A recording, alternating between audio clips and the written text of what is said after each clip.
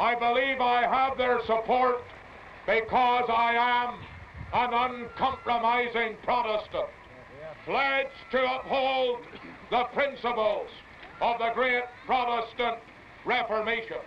It is obvious that the Unionist Party is quite prepared to set Catholic against Protestant in this country, rather than give the reforms which would in fact mean that there would be an end to sectarianism.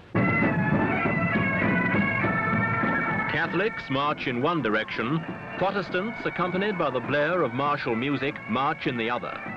When the courses of these two factions collided, the result was civil disorder. This week, Echo looks beyond the parades to the causes of strife in Northern Ireland.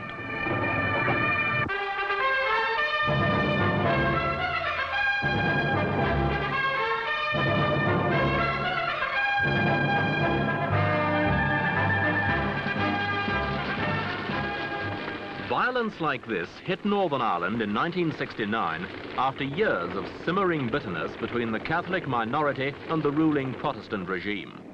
But the problems are not entirely sectarian. Here in Belfast, capital city of the province, unemployment is a major factor in the recent upheaval. Even the dockyards, the largest source of employment in the city, have contracted in the face of foreign competition. And outside Belfast, the situation is worse.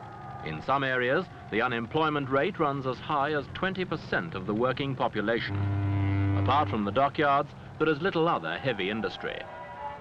Within this unhappy structure, Catholics claim they are the principal victims, accusing the Protestant government of depriving them of work, votes and municipal housing by political and religious discrimination. And while the economic problems are large and long-standing, it is religion above all which divides this land. 1690 is a date which ranks in many ways more important than 1970 within the confused infrastructure of Northern Ireland's religious divisions. In this annual reconstruction of the Battle of the Boyne, the Protestant forces of William, Prince of Orange, later to become King of England, defeat the Catholic army of King James II. Today, that victory is celebrated with fervour by the Protestants of the province as living proof of their right to rule. They have been fighting the same battle for nearly 300 years.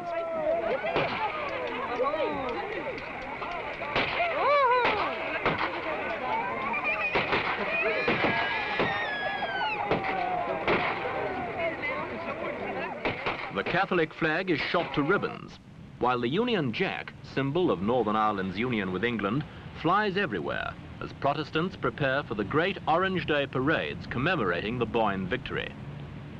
And it's more than a school holiday for the children. Indoctrinated and decked out in the symbols of the faith, they too wait to march.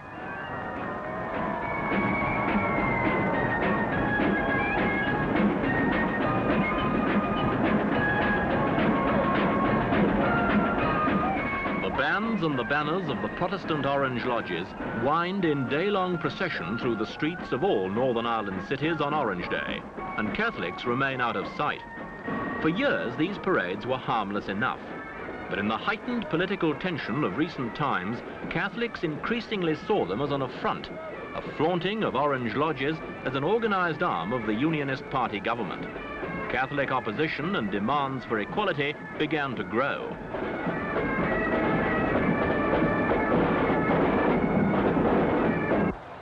Under its own banner, the illegal flag of error, the civil rights movement inevitably captured massive support. Civil rights protests against alleged discriminations were regarded at first as no more than a nuisance. But as they continued and became more insistent and extreme, demonstrators began clashing with Ulster's police, the only police force in the United Kingdom which at that time carried sidearms. The clashes remained bloodless during this time, but already the seed of later violence had been sown.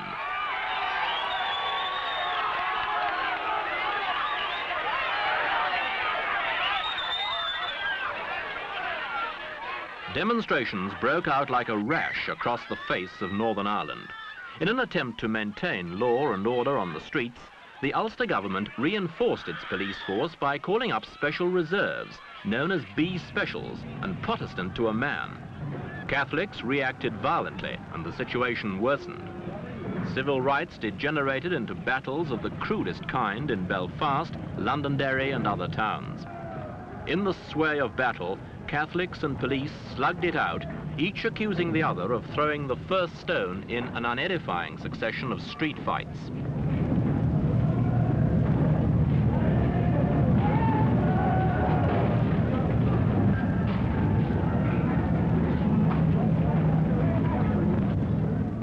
A great many of the civil rights complaints about boat rigging, inequality of housing and job opportunity, as well as the brutal behavior of police and B specials, were later supported, at least in part, by an independent inquiry.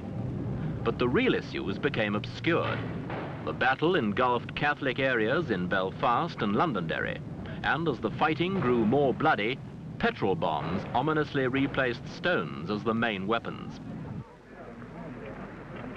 And into this arena stepped two champions with diametrically opposed views.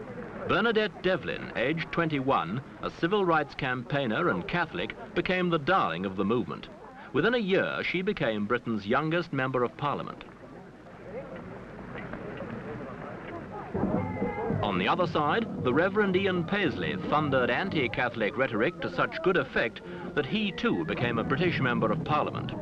And as the violence moved into a new and more vicious phase, their voices became the battle cries of two factions now embroiled in a bitter, bloody clash. Oh, God, visit Ulster at this time. Remove from us the tyrants who would seek to take away our liberty. Be pleased to stir the people of this land.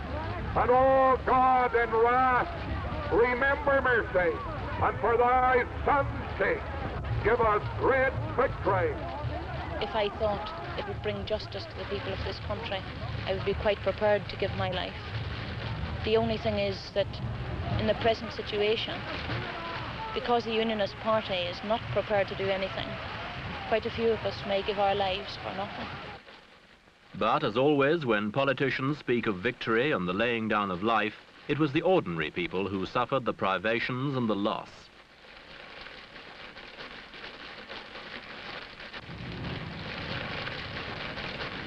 The remarkable thing about Northern Ireland was that these people were prepared to go on perpetuating the same battle in the name of religion.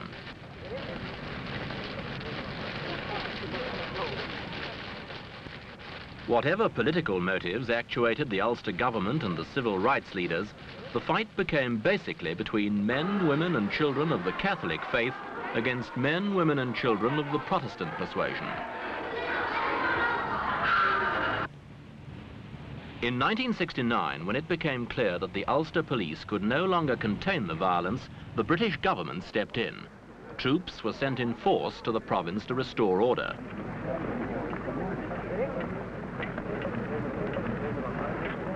On the streets, which had seen the worst of the rioting, they stood as impartial buffers between the two sides.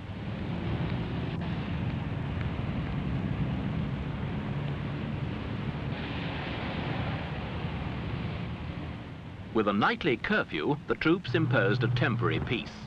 The brief threat of intervention from Éire, the Irish Republic which constitutes the rest of Ireland, added fresh fuel to the situation for a time. But gradually the barricades behind which the Catholic communities had defended themselves did come down. While Catholic news sheets kept up the pressure, the province itself seemed exhausted by months of rioting. And when Bernadette Devlin was sent to prison for her part in the Londonderry battles, the expected mass demonstrations were on a smaller scale than before. It wasn't my decision. There's not much I can do about it. The clergy, for their part, made some attempt to reconcile their communities, but peace in Northern Ireland can still only be guaranteed by the presence of troops. There are hopeful signs for the people of the province.